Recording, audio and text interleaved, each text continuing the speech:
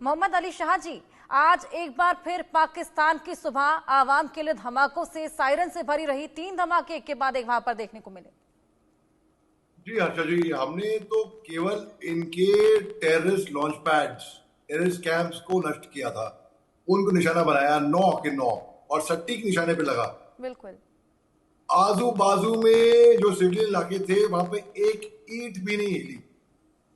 तो ये हमने टेररिस्ट को लॉन्च पैड बनाया, हमने उनकी मिलिट्री को, उनके सिविलियंस को टारगेट नहीं किया। और ये संदेश आपके चैनल के माध्यम से मैं अपनी तरफ से बोलना चाहूंगा कि हमारा निशाना पाकिस्तान नहीं था, हमारा निशाना था आतंकवादी, उग्रवादी, दहशतगर्दी, जहां पे उनकी ट्रेनिंग होती है।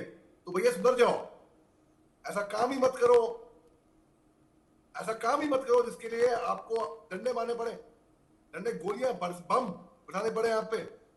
और अगर जैसे कि डोनाल्ड ट्रंप साहब ने कल कहा टिट फॉर टैट हो गया है, अगर रिएक्ट किया तो भैया तो इसका ओनर्स पाकिस्तान के ऊपर ही होगा, क्योंकि अगर वो रिएक्ट करेंगे हम तो चुप बैठने वाले में से है नहीं, और ये हमें दिखा दिया है। वो अगर रिएक्ट करेंगे तो इनको 100 गुना ज्यादा चोट पहुंचेगी। फिर से ये अपनी जरूरत दिखाएंगे। इनमें जरूरत कहां से आती है, वो ताजुब होता है मेरे को। सुसाइड बॉम्बर की तो फैक्ट्री लगा रखी है, शायद वहां से आती है। सेल्फ डिस्ट्रक्टिव मोड में है, ये अपना ही नुकसान करवा रहे हैं। देखिए, सिविलियंस मासूम कहीं भी मरे, सरहद के उस पार है इस पार, दुख तो इंसान को होता है, हम हर एक को होता है। लेकिन इसकी आगाज, शुरुआत पाकिस्तान ने की थी। कान खोल के सुन ले पाकिस्तान और खुद समझ ले, हल्की सी भी जरूरत करी, हल्का सा भी उफ भी हुआ तो अभी तो बस ये एक चिंगारी है, एक शुरुआत है, एक ट्रेलर है। हम दिखा देंगे। मैं निहत्ता हूं, मैं मिलिट्री में सर्विस में भी नहीं हूं, यूनिफॉर्म में भी नहीं हूं। मैं भूतपूर्व सैनिक हूं इंडियन आर्मी का, मेरे को फक्र है।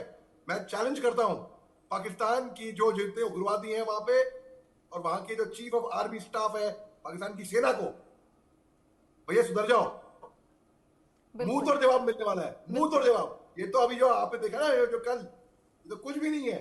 बिल्कुल, ये तो महज शुरुआत थी मोहम्मद अली शाह जी। अब ऐसे तमाम आतंकी ठिकाने हैं जहां पर प्रहार बरसाना बाकी है। मोहम्मद अली शाह जी हमारे साथ जुड़ गए हैं। 150 बलूच एक्टिविस्ट हैं जिनको पाकिस्तान अब रिहा कर रहा है, यानी कि भारत से तो खौफजदा है ही, अब बलूचिस्तान से भी खौफजदा नजर आ रहा है।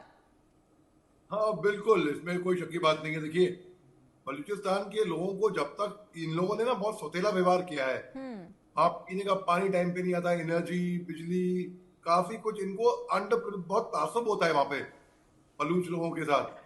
तो इसी बात खास यही वजह है कि बलूचिस्तान वहां से हटना चाहता है पाकिस्तान से। वो मांगे करता है, कुरार लगाता है कि उनको हिंदुस्तान के साथ जुड़ना है। वो अलग कहानी है कि हिंदुस्तान क्या करेगी, वो हिंदुस्तान की। मगर मैं यहाँ बात कर रहा हूँ, पाकिस्तान बलूचियों के साथ बहुत ही गंदा व्यवहार करता है। तो सो यू रीप, जैसा आप बोते हो वैसे ही आप उगाते हो, वैसे ही आप पाते हो। तो बलूचिस्तान पाकिस्तान का तो दुश्मन, वो तो सोचते हैं कि हम दुश्मन है, ठीक है। वो ईरान से भी, तालिबान से भी, अपने घर के अंदर बलूचिस्तान से भी, हर किसी से आप कोई भी एक दोस्त, केवल चीन का, चीन को छोड़ के कोई एक दोस्त है इनका। और चीन के साथ भी कोई दिली दोस्ती नहीं है इनकी, चीन के साथ भी मतलबी दोस्ती है। CPEC, China Pakistan economic corridor, जब तक मतलब की बात रहेगी। तो इनका दोस्त कौन है असल में, दिली दोस्त कौन है इनका? कोई भी नहीं है दिल से। बलूच, अब वहां पर देखिए, बलूच 3 आईडी ब्लास्ट हुए। 3 आईडी ब्लास्ट होना बहुत बड़ी बात होती है, इनके लिए बड़ी आम बात होगी। इनके लिए तो ठीक है, आम जाओ होता रहता है। ये कॉफी ले पीते रहेंगे और कॉफी पीते रहेंगे और 3 आईडी ब्लास्ट होते रहेंगे इनके यहाँ पे। तो ये ज्यादा परवाह करेंगे नहीं इस बात पे। आप इनको सेल्फ डिस्ट्रक्शन में माहिर है, ये आते ही हैं मरने के लिए। इनको तरह तरह के बकवास बाजी इनके दिमाग में डाली जाती है कि आपको पता नहीं क्या हूं नसीब होगी, कहां जन्नत में होगे, सीधा जहन्नम में जाएंगे ये, सीधा।